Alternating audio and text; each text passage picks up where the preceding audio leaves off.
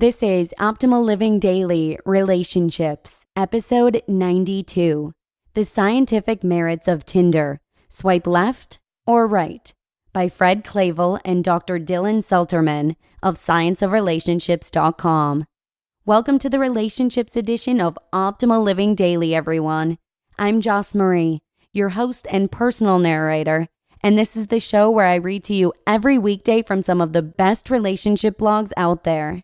We cover a variety of relationship topics by many authors in hopes to provide you with valuable perspectives and insight.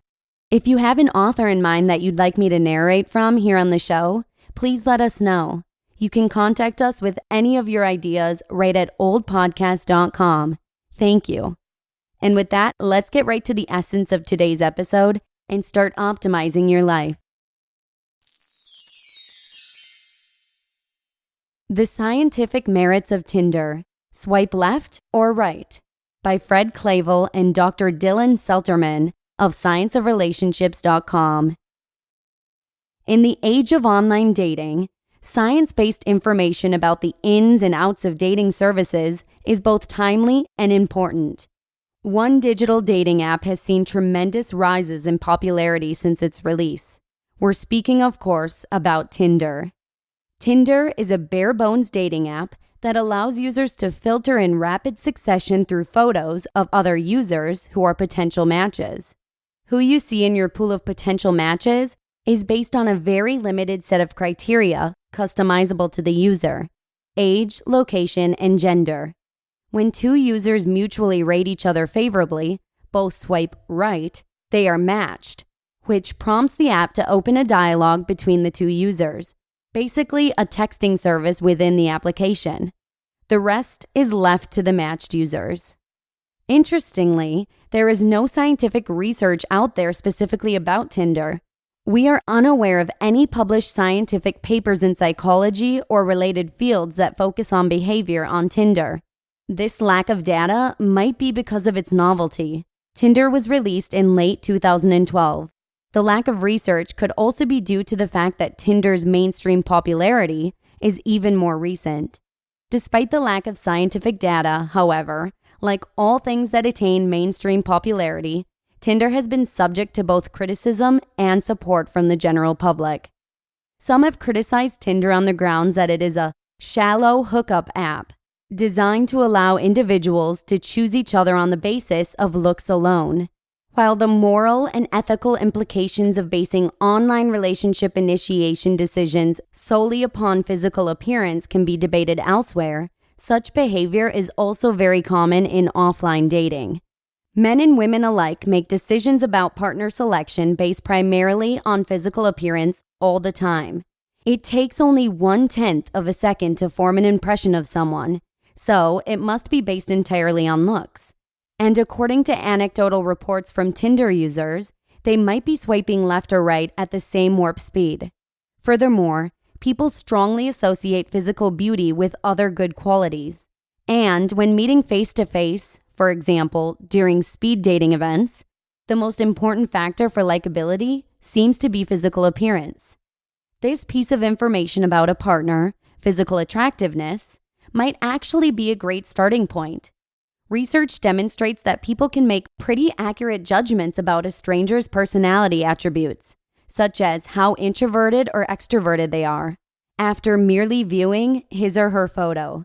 These judgments may be even more accurate when viewing a potential partner in real life, where appearance-based information is more spontaneous and dynamic, such as constantly changing reactive nonverbal cues, such as postures, eye contact, and facial expressions. The fact that other information about potential matches is not present on Tinder may actually be a good thing as well. Online dating research suggests that the kind of searchable demographic information, for instance, income and education, that people often use to screen potential matches on traditional dating sites is not entirely consistent with the kind of experiential, in-the-moment information that would more strongly determine how much they enjoy each other's company. Such as, are they affectionate? Do they have a similar sense of humor? Do they fit in with my friends? This research also suggests that people tend to be less satisfied with their online dating experiences when they are matched using the searchable personal details that don't necessarily reflect interpersonal compatibility. Such dating experiences are often fraught with unmet expectations of compatibility and chemistry. Tinder's low-information approach may avoid this pitfall by making it more difficult for users to set such high expectations, limiting them only to the kinds of information that promotes a more gut-level approach or do-not-approach decision in the real world. For instance, does this person appear interesting at a glance? In this way, the matching process that people use via Tinder might be a useful way to establish fertile ground for a lasting relationship to grow, though we can't know for sure yet because no study has examined long-term relationships that have formed through Tinder. By not promoting compatibility expectations based on potentially misleading criteria, Tinder users are left to feel out the experiential compatibility markers by simply interacting without the influence of strong, demographically based preconceptions about how well a date should or shouldn't go. So maybe the Tinder app developers got it right after all. They're just giving people what they want. Before and still during the age of online dating, countless couples came together based on relatively limited information about one another.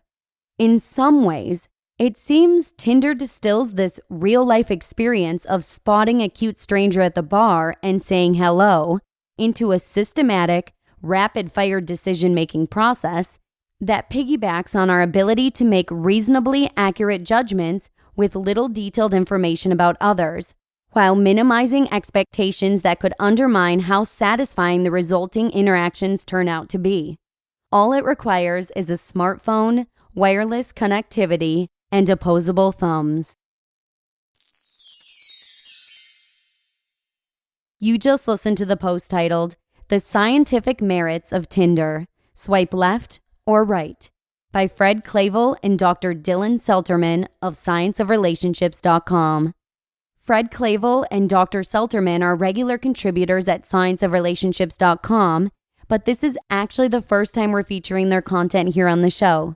Fred's research focuses on the effects of context on relationships and draws on theories of social change, while Dr. Selterman studies issues related to morality and ethics in relationships. Again, please let us know if you have an author in mind that you'd like to hear me read from here on the show. We're always looking for new content and perspectives, so we appreciate any suggestions. And that's about all I have for today. Thank you so much for listening, and I hope to see you again tomorrow with some tips from Dr. Diana Kirshner about avoiding divorce, where your optimal life awaits.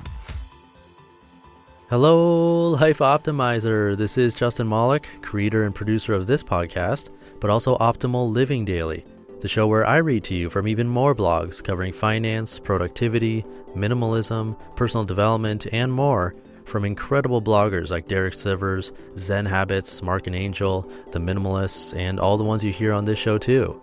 So if you enjoyed today's episode and like taking amazing blogs on the go, come on over to Optimal Living Daily and subscribe to that one too. And together, we'll start optimizing your life. You've been listening to Optimal Living Daily. Be sure to hit the subscribe button to stay up to date on each new episode, and head to oldpodcast.com, that's OLDpodcast.com, for a free gift as well as more actionable tips and resources to help you maximize your potential. Thanks for joining us, and remember, your optimal life awaits.